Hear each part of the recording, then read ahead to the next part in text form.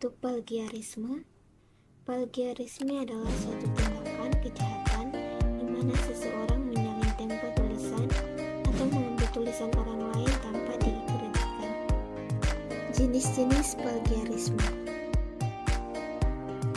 Plagiarisme kata demi kata, yaitu penulis menggunakan kata-kata penulis lain persis tanpa menyebutkan sumbernya. Plagiarisme atas sumber, yaitu penulis menggunakan gagasan orang lain tanpa memberikan pengakuan yang cukup, artinya tanpa menyebutkan sumbernya secara jelas. Plagiarisme kepengarangan, yaitu penulis mengakui sebagai pengarang karya tulis karya orang lain. Self-plagiarisme, yang termasuk dalam tipe ini adalah penulis mempublikasikan satu artikel pada lebih dari satu redaksi publikasi dan mendaur ulang karya tulis atau karya ilmiah. Bahwa ketika mengambil karya sendiri, maka ciptaan karya baru yang dihasilkan harus memiliki perubahan yang berarti. Artinya, karya lama merupakan bagian kecil dari karya baru yang dihasilkan sebagai pembaca dan memperoleh hal baru yang benar-benar penulis tuangkan pada karya tulis yang menggunakan karya lama. Jenis-jenis plagiarisme berdasarkan kesengajaan. Yang pertama, plagiarisme tidak sengaja. Bisa saja plagiarisme dapat terjadi tanpa adanya unsur kesengajaan, sebab semakin bertambahnya waktu, semakin banyak saja karya tulis yang dibuat. Yang kedua, plagiarisme sengaja, yaitu merupakan jenis plagiarisme yang paling banyak dijumpai, bahkan merupakan peniruan karya tulis berdasarkan unsur kesengajaan. Jenis-jenis plagiarisme berdasarkan pola. Yang pertama, antarbahasa. Suatu tindakan disebut plagiarisme antarbahasa apabila ada karya tulis yang diterjemahkan ke bahasa Latin tanpa ada tambahan. Yang kedua, autoplagiarisme. Autoplagiarisme adalah tindakan penciplakan seorang penulis terhadap karya milik sendiri. Yang ketiga, parsial, yaitu peniruan suatu karya tulis tetapi sebagian saja, sisanya ditambahkan dengan pemikiran sendiri. Dan yang keempat, yaitu total. Plagiarisme total adalah tindakan penciplakan yang benar-benar meniru dari karya orang lain 100%. Yang berikutnya, jenis-jenis plagiarisme berdasarkan penyajian. Yang pertama, struktur gagasan. Struktur gagasan adalah tindakan menyontek suatu struktur. Yang kedua, kata kunci, yaitu teks kebanyakan dibuat dengan kata kunci. Hanya teks yang diwujudkan sebagai karya seni saja, yang sulit ditemukan kata kuncinya. Yang ketiga, parafrasa.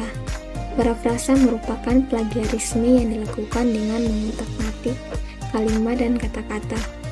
Yang keempat, kain perca.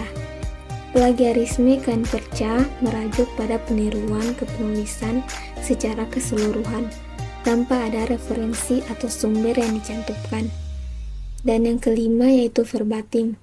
Plagiarisme ini benar-benar meniru dari satu sumber saja. Contoh-contoh plagiarisme. Pertama, membuat kutipan palsu untuk ide kredit yang bukan milik Anda. Kedua, mengutip kata-kata seseorang tanpa mengakuinya. Ketiga, menyalin atau membeli kertas penelitian atau istilah dan mengubahnya sebagai milik Anda. Dan contoh lainnya yaitu cara menjiplak yang ditandai dengan warna merah, yang berarti menjiplak milik orang lain dengan secara utuh tanpa mengganti-gantikan kata tersebut. Sedangkan yang warna hijau tidak memiliki keunikan yang berarti dia menambah kata atau dia mengembangkan sendiri secara pola pikirnya. Sedangkan yang berwarna kuning dia hanya mengambil kutip penting. Sanksi plagiarisme.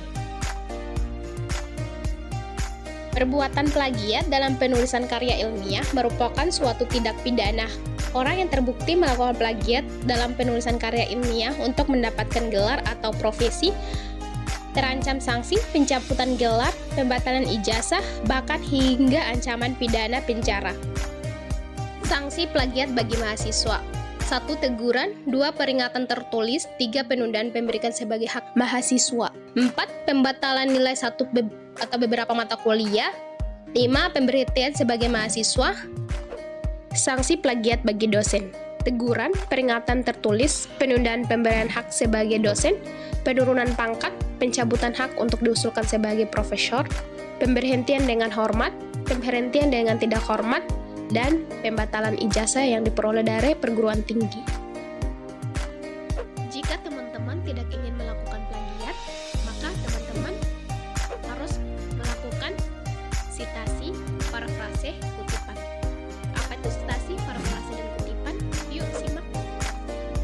Citasi adalah sebuah referensi atau kutipan yang memungkinkan kita untuk mengakui sumber-sumber yang telah dikutip. Citasi berguna untuk memverifikasi data yang didapat agar tulisan kita dapat dipertanggungjawabkan. Parafrase.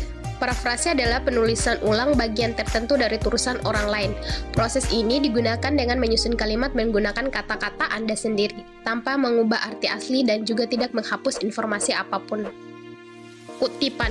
Kutipan merupakan pengambilan suatu kalimat atau lebih dari karya tulis orang lain untuk tujuan ilustrasi atau memperkukuh argumen.